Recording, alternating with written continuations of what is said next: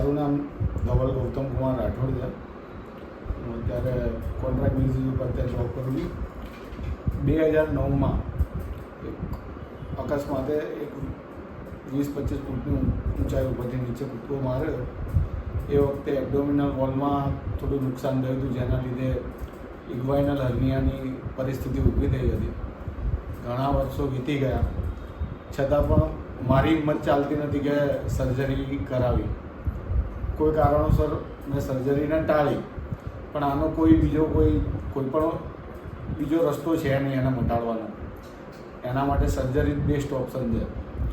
ઘણું બધું પ્રયત્ન કર્યા, ઘણી હોમ રેમેડી ટ્રાય કરી, ઘણી કસરતો ટ્રાય કરી, પણ એમાં કોઈ રિઝલ્ટ મળ્યું નહીં. છેલ્લે નક્કી કર્યું કે ઓપરેશન કરાવવું છે. ઘણા વર્ષોથી અમદાવાદમાં રહેવાના કારણે પાલડીમાં અવારનવાર મારે આવવા જવાનું રહેતું, અને વર્ષો પહેલાંથી એક જ હોસ્પિટલ મેં જોયેલી છે, સુભદ્રા હોસ્પિટલ, જે ગેસ્ટ્રોલોજીના સ્પેશિયાલિસ્ટ અહીંયા હતા, અને તે ડૉક્ટરનું નામ છે કુમુદચંદ્ર પુરોહિત. હવે એ વ્યક્તિની સાથે મેં એક પણ વાર મુલાકાત કરી નથી. ગૂગલ ઉપર બધું સર્વે કર્યું, ઘણા બધા મિત્રોને અને બધાને પૂછ્યું. ઘણા જેમ કે મારા અમુક મિત્રને પેનક્રિયાસમાં પથરીને એવું કંઈ પણ પ્રોબ્લેમ હતા, એ લોકોએ બી સર્જરી કરાવેલી હતી. છતાં એ લોકોનું પણ કહેવું એમ હતું કે અમે ભૂલથી બીજે સર્જરી કરાવી લીધી. સર્જરી કરાયા બાદ જે અમારા ફેમિલી ડૉક્ટર હોય ને, એ લોકો ઘણા લોકોએ એવું સજેસ્ટ કર્યું હતું કે આના માટે સ્પેશિયલાઇઝ ડૉક્ટર અહીંયા પુરોહિત સાહેબ જોડે તમે કરાવો તો વધારે બેટર હતું. હવે ચલો ઠીક છે, તમે કરાવી નાખ્યું. તો એ લોકોને જે ભૂલ થઈ એ વસ્તુ હું કરવા નહોતો માંગતો, અને કોણ જાણે એક અનકન્ડિશનલ જે ફેથ કહેવાય એ મારું થોડુંક અહીંયા બનેલો હતો. એટલે મેં એ વખતે વિચાર્યું કે હું કુમુદ સર સાથે વાત કરું. મેં ગૂગલ ઉપર નંબર ગોત્યા, અને નસીબ જો કે હોસ્પિટલના નંબરની જગ્યાએ ડાયરેક્ટ કુમુદ સરનો નંબર મને મળ્યો, અને મેં ફોન કર્યો જ્યારે મને ખ્યાલ નહોતો કે ખરેખરમાં હું કુમુદ સર સાથે વાત કરું છું. હવે એમની જોડે મારે વાત થઈ, અને મેં એમને જણાવ્યું કે મારે આવી તકલીફ છે. ત્યાં સુધી તો એમણે મને કીધું નહીં કે હું પોતે ડૉક્ટર બોલું છું. પછી મેં એમને પૂછ્યું કે આની સર્જરી ખરેખરમાં કુમુદચંદ્ર સાહેબ જ કરે છે? એટલે એમણે કીધું હું પોતે ડૉક્ટર બોલું છું. પછી એમણે મને મારા પહેલાં તો બધા સવાલ સાંભળ્યા, લગભગ 15-20 મિનિટ સુધી મને સાંભળ્યો, મારી જે તકલીફ હતી, અત્યાર સુધી મેં શું ફેસ કર્યું છે, હું કઈ રીતે સર્જરી કરાવવા માગું છું, દરેક વસ્તુ એમણે ધ્યાનપૂર્વક સાંભળ્યું.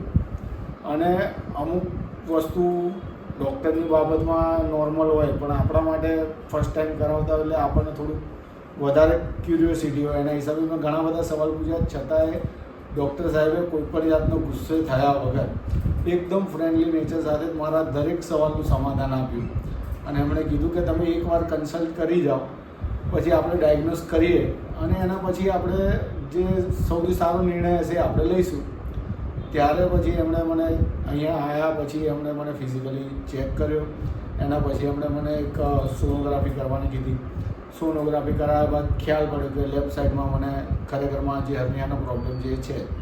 હવે એના પછી પણ એક પ્રશ્ન ઊભો હતો કે લેપ્રોસ્કોપી કરવું કે પછી ઓપન સર્જરી કરવી.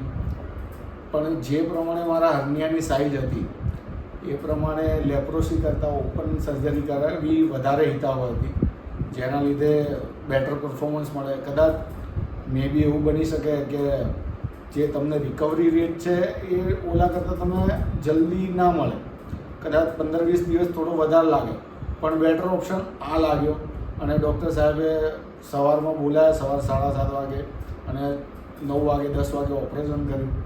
અને ઓપરેશન કર્યા બાદ પણ કોઈ પણ ઓપરેશન કરતા સાથે જોડે હું વાતો કરતો ગયો. એમણે મને બધું બતાવ્યું કે આ રીતનું તમારું હતું, જે પ્રમાણે જે ચરબીનું પ્રમાણ હતું એ બી એમણે કાઢીને એ પણ બતાવ્યું, જે જાળી એમણે અંદર ઇમ્પ્લાન્ટ કરી છે એ પણ બતાવી.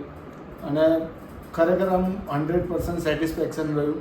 અને ડૉક્ટર જે પર્સનલી તમારી જોડે જે રીતે ટ્રીટ કરે છે એવું આજ દિન સુધી મને એવો અનુભવ થયો નથી કે કોઈ ડૉક્ટર આટલું સારી રીતે કરી શકે. તો હું તો તમને એક જ વસ્તુ કહું કે આવી તકલીફ વેઠવી અને આનું કોઈ સમાધાન છે નહીં. જો કદાચ કોઈ ઇગ્વાઇનલ હર્નિયા હોય કે બીજા કોઈ પણ જાતના હર્નિયાથી એલેમ્બિક કે એનાથી તકલીફમાં હોય, તેના કરતાં બેટર ઓપ્શન છે કે એકવાર કોઈ અહીંયા આવી અને તમે ડાયગ્નોસ કરાવી જાઓ. ડૉક્ટરના કહેવા પ્રમાણે અને તમને યોગ્ય લાગે એ પ્રમાણે નિર્ણય લઈ અને સર્જરી કરાવી વધારે હિતાવ છે. આને સહન કરવાથી કોઈ મતલબ છે નહીં.